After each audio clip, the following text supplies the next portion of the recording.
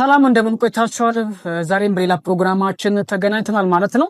እንግዲህ ዛሬም የምንመለከተው ከስድስተኛ ክፍል ሂሳብ ትምህርት ላይ የተወሰደ ስለ ትልቁ የጋራ አካፋይ ወይም ደግሞ በእንግሊዝኛው ግሬተስት ኮመን ፋክተር እንዴት መፈለግ እንደምትችሉ እንዲሁም ደግሞ ይህንን በምትጠየቁበት ሰዓት እንዴት መጠየቅ እንደምትችሉ አሁን ቀለል ባለ መንገድ ስቴፕ ባይ ስቴፕ በቅደም ተከተሉ አስረዳችኋለሁ ማለት ነው።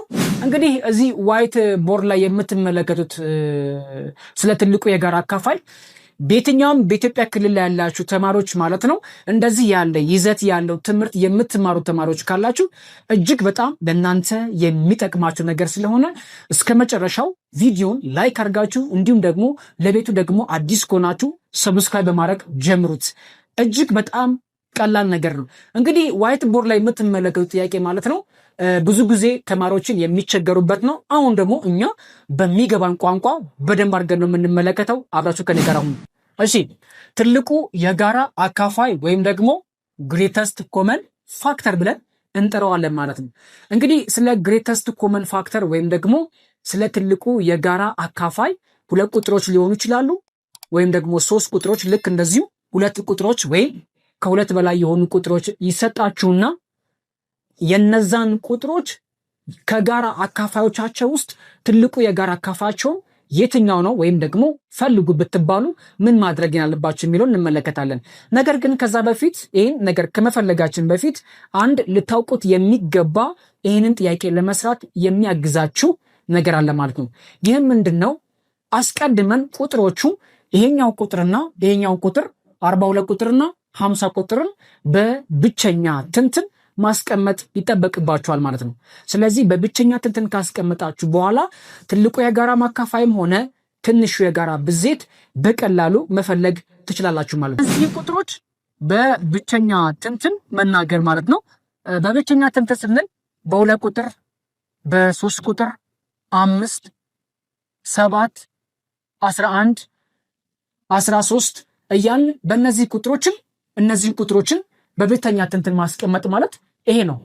ስለዚህ 42 ቁጥር ሲካፈል ለሁለት ስናደርገው አስቀድመን በዚህ በሁለት ቁጥር ቼክ እናደርጋለን። ይህም በሁለት ስናካፍለው 21 ነው የሚሰጣችሁ። አሁን እዚህ ከደረሳችሁ በኋላ እቺን 21 ቁጥር ለሁለት ቁጥር መካፈል ስለማትችል በቀጥታ ለሶስት ቁጥር ነው የምናካፍላት።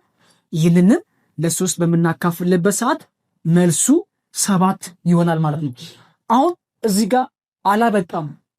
ይሄ 7 ቁጥር ለሁለት መካፈል አይችልም፣ ለሶስትም አይችልም፣ ለአምስትም አይችልም። መካፈል የሚችለው ለ7 ቁጥር ነው። ስለዚህ ይህንን ሲካፈል ለ7 እንለዋለን።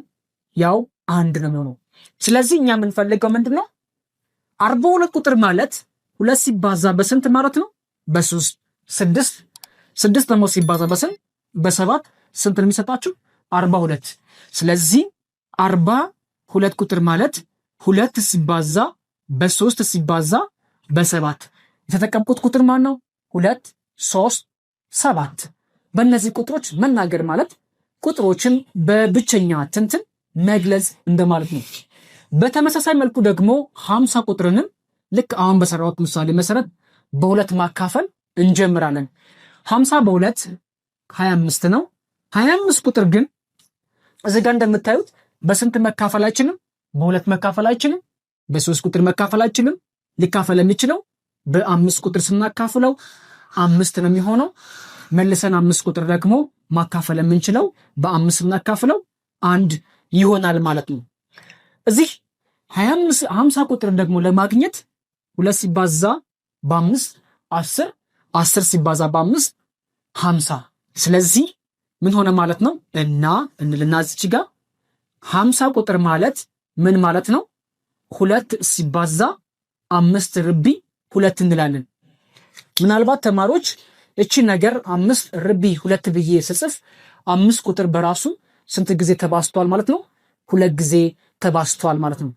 አሁን ዋናውና ትልቁ እንዲሁም ደግሞ ተማሪ በጣም የሚያስቸግረውን ክፍል አልፈነዋል ማለት ነው። ከዛስ ምን ማድረግ አለባችሁ? ሁለት ነገር። ትልቁ የጋራ አካፋይ መፈለግ ትችላላችሁ። እነዚህ ሁለቱን በመጠቀም እኛ አሁን የምንፈልጋቸው እነዚህዎች ናቸው። በብቸኛ ትንትን የተገለጹት እነዚህን ቁጥሮችን እኛ ያስፈልጉናል ማለት ነው። ፕራይም ፋክተራይዜሽን ማለት ይሄ ነው።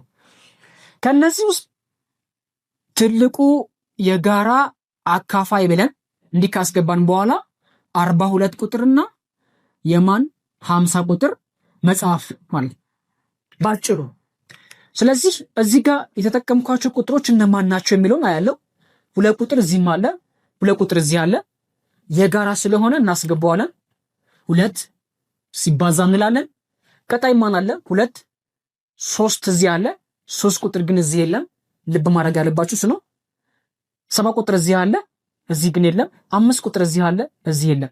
ስለዚህ ብቸኛው ቁጥር 42 ቁጥርና 50 ቁጥርን ከሚያካፍሉ ያለ ቀሪ እንዲካፈል ከሚያደርጉ ቁጥሮች መካከል 1ና 2 ቁጥር ናቸው።